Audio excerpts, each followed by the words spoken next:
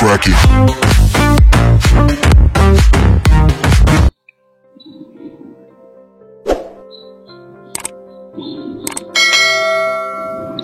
Assalamualaikum warahmatullahi wabarakatuh.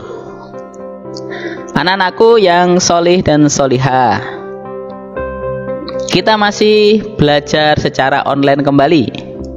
Ya, sebelum belajar kita berdoa terlebih dahulu ya. Yuk kita doa bersama-sama. Bismillahirrahmanirrahim. Rabbi zidni ilma warzuqni fahma. Amin ya rabbal alamin. Ya Allah, tambahkanlah aku ilmu dan karuniakan aku kefahaman. Amin.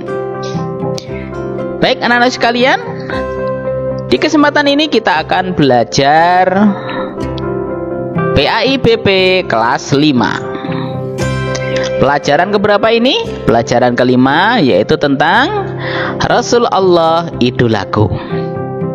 Sudah siap semuanya? Kalau sudah siap, kita mulai segera. Yang akan kita pelajari pada kesempatan ini A. Kisah keteladanan Nabi Daud alaihi salam. B. Kisah keteladanan Nabi Sulaiman alaihi salam. C. Kisah keteladanan Nabi Ilyas alaihi salam. D. Kisah keteladanan Nabi Ilyasa alaihi salam. Dan yang terakhir adalah E. Kisah keteladanan Nabi Muhammad sallallahu alaihi wasallam. Anak-anakku kelas 5 yang solih dan solihah, yang pertama A. Kita akan belajar tentang kisah keteladanan seorang Nabi Daud alaihi salam. Ada gambar gembala atau kambing atau domba yang gemuk-gemuk. Ada apa ya? Yuk kita bersama-sama pelajari. Nabi Daud alaihi salam merupakan keturunan dari Bani Israel. Ia generasi ke-13 keturunan Nabi Ibrahim alaihi salam melalui Nabi Ishak alaihi salam. Ayah Nabi Daud alaihi salam bernama Yisha. Nabi Daud alaihi salam terbiasa mengembala kambing bersama kakaknya di waktu kecil. Ia terkenal pekerja keras dan sayang binatang. Makanya di sini ada gambar domba yang gemuk-gemuk. Ketika Nabi Daud alaihi salam berusia 9 tahun, ia ikut serta berperang melawan pasukan Jalut dari Filistin, yaitu Palestina. Bersama kakaknya, Nabi Daud alaihi salam ikut dalam pasukan Raja Talut. Nabi Daud alaihi salam kemudian meminta izin kepada Raja Talut untuk menghadapi Jalut yang tinggi besar. Dengan berbekal tongkat, batu, dan ketapel, Nabi Daud alaihissalam menghadapi Jalut. Kira-kira menang siapa ya? Atas izin Allah subhanahu wa ta'ala, Nabi Daud alaihissalam berhasil membunuh Jalut. Dengan terbunuhnya Jalut, maka seluruh pasukan Jalut lari mundur. Akhirnya kemenangan di tangan Raja Talut dan Nabi Daud. Atas kemenangan itu, Nabi Daud alaihissalam diangkat menjadi penasihat sekaligus panglima militer kerajaan. Raja Talut kemudian menikahkan putrinya yang bernama Mikyal dengan Nabi Daud alaihissalam. Rakyat Bani Israel semakin senang dan hormat kepada Nabi Daud alaihissalam. Kemasyhuran Nabi Daud alaihissalam akhirnya membuat setan membisikkan kepada Raja Talut untuk iri dan dengki kepada Nabi Daud atas kemasyhurannya. Raja Talut berniat untuk menyingkirkan Nabi Daud alaihissalam. Atas informasi istrinya, akhirnya Nabi Daud pergi ke tempat yang lebih aman.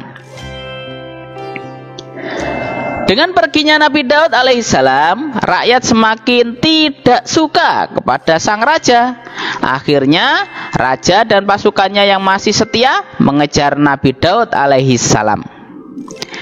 Dalam masa pengejaran, Nabi Daud alaihissalam memberi pelajaran kepada Raja Talut, yaitu menggunting satu sudut baju dan mengambil anak panah serta kendi sang raja. Kemudian barang-barang itu dikembalikan kepada sang raja melalui utusan untuk menyadarkan sang raja. Pesan Nabi Daud alaihissalam agar sang raja tobat memohon ampun kepada Allah Subhanahu wa taala.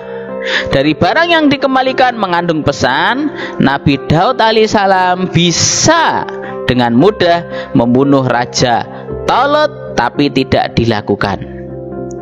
Atas peringatan itu, Raja Talut sadar dan mohon ampun kepada Allah Subhanahu wa taala serta meminta maaf kepada menantunya itu.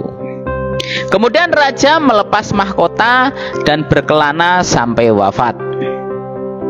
Nabi Daud alaihissalam kemudian diangkat menjadi raja dan mempunyai anak yang bijaksana, yang nantinya akan diangkat menjadi nabi dan rasul. Siapa dia? Nabi Sulaiman alaihissalam.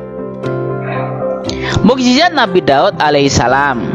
Yang pertama, Nabi Daud alaihissalam dikaruniai Allah Subhanahu wa taala suara yang merdu. Ketika beliau membaca kitab Zabur, orang yang sakit menjadi sembuh, angin menjadi tenang, burung-burung terbang mendekat karena kemerduan Nabi Daud alaihissalam yang suaranya sangat merdu. Yang kedua, Nabi Daud alaihissalam dikaruniai Allah Subhanahu wa taala dapat melunakkan besi dengan tangannya, sehingga Nabi Daud alaihissalam menenun baju ziroh, yaitu baju besi dengan tangannya tanpa ada alat apapun.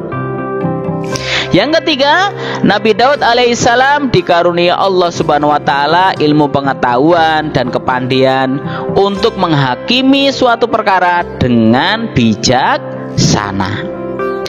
Nah, anakku kelas 5 yang solih dan solihah, yuk teladan Nabi Daud alaihissalam dalam kehidupan kita sehari-hari. Pertama, pemberani, berani berbuat baik dan menolak keburukan. Kedua, tidak mudah marah. Seorang muslim, kita harus tenang dalam menghadapi masalah.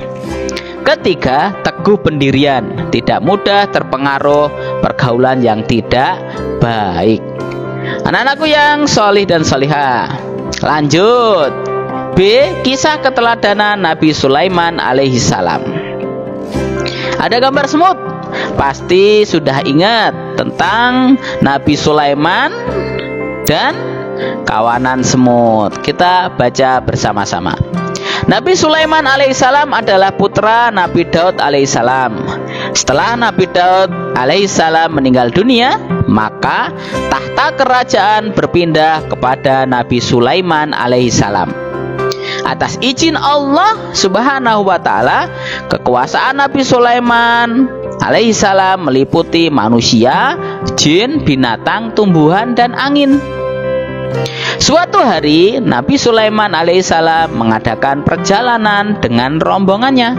Sampai di lembah semut, Nabi Sulaiman memerintahkan rombongannya untuk berhenti setelah mendengar perkataan pimpinan semut yang bilang kepada anak buahnya, "Wahai semut, masuklah kalian masuk ke dalam sarang agar tidak terinjak Nabi Sulaiman alaihissalam dan kaumnya." Mendengar perkataan ini, Nabi Sulaiman tersenyum. Ini dia Nabi Sulaiman alaihissalam dan semut. Ketika Nabi Sulaiman alaihissalam melakukan perjalanan sampai Yaman bersama kaumnya, Nabi Sulaiman alaihissalam meminta burung hudhud untuk mencari mata air karena stok air yang mereka bawa sudah habis. Setelah lama menunggu, burung hudhud kembali dengan membawa berita tentang adanya seorang Ratu Balqis yang memimpin kerajaan Saba. Tapi sangat disayangkan, sang ratu menyembah matahari. Setelah mengetahui hal itu, maka Nabi Sulaiman alaihissalam mengirim surat ke Ratu Balqis yang isi suratnya ajakan untuk menyembah Allah Subhanahu wa Ta'ala. Setelah membaca surat Nabi Sulaiman alaihissalam, Ratu Balqis mengirim hadiah kepada Nabi Sulaiman alaihissalam karena dikiranya Nabi Sulaiman alaihissalam mengharapkan hadiah darinya. Tapi setelah para utusan itu kembali dengan semua hadiah yang ia berikan dan mendengar cerita tentang Nabi Sulaiman alaihissalam, Ratu Balqis penasaran, ingin ketemu Nabi Sulaiman alaihissalam. Burung hudhud menyampaikan berita Ratu Balqis akan datang ke istananya Nabi Sulaiman. Nabi Sulaiman alaihissalam memerintahkan jin untuk membangun istana untuknya. Dan atas izin Allah Subhanahu wa Ta'ala, seseorang yang berilmu memindahkan istana Ratu Balqis ke samping istana Nabi Sulaiman alaihissalam. Hal itu bertujuan menunjukkan kepada Ratu Balqis bahwa kekuasaan dan kemampuannya itu atas izin Allah Subhanahu wa Ta'ala, Rabb semesta alam. Akhirnya sampailah Ratu Balqis di istana Nabi Sulaiman alaihissalam yang megah. Ratu Balqis takjub dan terpesona, bahkan terkejut tatkala melihat istananya berada di samping istana Nabi Sulaiman alaihissalam. Melihat kehebatan Nabi Sulaiman alaihissalam, Ratu Balqis tunduk dan mau ikut ajaran Nabi Sulaiman alaihissalam, yaitu menyembah Allah Rabb semesta alam. Ini dia Nabi Sulaiman dan Ratu Balqis. Nabi Sulaiman wafat. Nabi Sulaiman alaihissalam meninggal tanpa ada yang mengetahui, bahkan para jin juga tidak tahu. Mereka mengetahui Nabi Sulaiman alaihissalam wafat tatkala tongkat yang digunakan Nabi Sulaiman alaihissalam rapuh dimakan rayap. Setelah tongkat itu rapuh, Nabi Sulaiman terjatuh. Maka saat itulah para jin yang menjaga pintu mihrab berlarian masuk mihrab. Mengetahui Nabi Sulaiman alaihissalam telah wafat, mereka pun menyampaikan kabar itu kepada kaum Nabi Sulaiman alaihissalam. Teladan Nabi Sulaiman dalam kehidupan kita sehari-hari. 1. Bersyukur kepada Allah atas nikmat yang diberikan. 2. Rajin belajar agar menjadi anak yang pandai. 3. Bersikap baik terhadap semua makhluk Allah Subhanahu wa Ta'ala. 4. Menegakkan kebenaran dan berendah hati. Anak-anakku kelas 5 yang solih dan solihah. Kita lanjut. C. Kisah keteladanan Nabi Ilyas alaihi salam. Ada gambar banyak hewan yang mati, pohon-pohon pada kering. Kenapa ya? Yuk kita mulai. Pada pemerintahan Raja Ahab, kaum Bani Israel menyembah berhala yang bernama Baal. Mereka melupakan ajaran para nabi yang sudah diutus pada mereka. Di tengah kerusakan itu, Allah Subhanahu wa Ta'ala mengutus Nabi Ilyas alaihissalam kepada kaum Bani Israel. Nabi Ilyas alaihissalam adalah keturunan keempat Nabi Harun alaihissalam. Ia putra Yasin bin Fanhas bin Aizar bin Harun alaihissalam. Kaum Nabi Ilyas alaihissalam ini merupakan penduduk Baalbek yang tinggal di wilayah Lebanon. Bertahun-tahun Nabi Ilyas alaihissalam berdakwah kepada kaumnya, tapi mereka tetap ingkar dan berbuat durhaka kepada Allah Subhanahu wa Ta'ala. Akhirnya Allah Subhanahu wa Ta'ala menurunkan azabnya, yaitu kemarau panjang selama 3 tahun. Hal ini menyebabkan tumbuhan dan hewan-hewan mati kekeringan dan kelaparan. Tapi azab itu tidak menyadarkan kaum Bani Israel. Mereka semakin durhaka dan aniaya. Bahkan mereka ingin membunuh Nabi Ilyas alaihissalam untuk persembahan bagi berhala Baal. Nabi Ilyas alaihissalam berlindung kepada Allah Subhanahu wa Ta'ala sampai ia bertemu seorang pemuda yang bernama Ilyasa yang sedang sakit. Nabi Ilyas merawatnya. Ternyata Ilyasa masih satu garis keturunan dengan Nabi Ilyas alaihissalam. Nabi Ilyas alaihissalam membimbing Ilyasa muda yang kelak juga diangkat menjadi nabi dan rasul. Tadi gambar kekeringan, sekarang gambar yang hijau royo-royo. Nabi Ilyas alaihissalam kembali kepada kaumnya bersama Ilyasa muda. Setelah mengetahui Nabi Ilyas alaihissalam, kaum Bani Israel memohon agar Allah menghilangkan azab yang menimpa mereka. Akhirnya Allah Subhanahu wa taala menurunkan hujan dan memakmurkan kembali tanah Lebanon. Kaum Bani Israel kembali taat menyembah Allah Subhanahu wa taala dan meninggalkan berhala Baal. Teladan Nabi Ilyas alaihissalam dalam kehidupan kita sehari-hari. Berani dalam hal kebenaran, semangat dan pantang menyerah, sabar dan mempunyai pendirian yang kuat, serta tidak mudah dipengaruhi orang lain, menolong orang lain yang dalam kesusahan. Baik anak-anakku kelas 5 yang solih dan solihah. B. Kisah keteladanan Nabi Ilyas alaihi salam. Ada gambar kekeringan yang luar biasa. Kita mulai ya. Ketaatan Bani Israel kepada Allah Subhanahu wa taala sepeninggalan Nabi Ilyas alaihissalam tidak berlangsung lama. Mereka kembali menyembah berhala.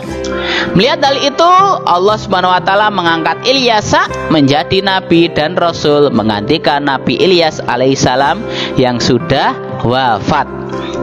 Nabi Ilyas alaihissalam terus-menerus mendakwai kaum Bani Israel untuk kembali taat kepada Allah Subhanahu wa taala, atau nikmat yang Allah berikan akan dicabut kembali.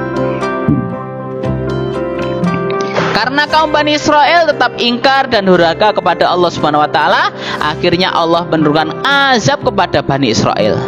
Allah Subhanahu wa taala menimpakan kekeringan yang luar biasa, melebihi azab sebelumnya.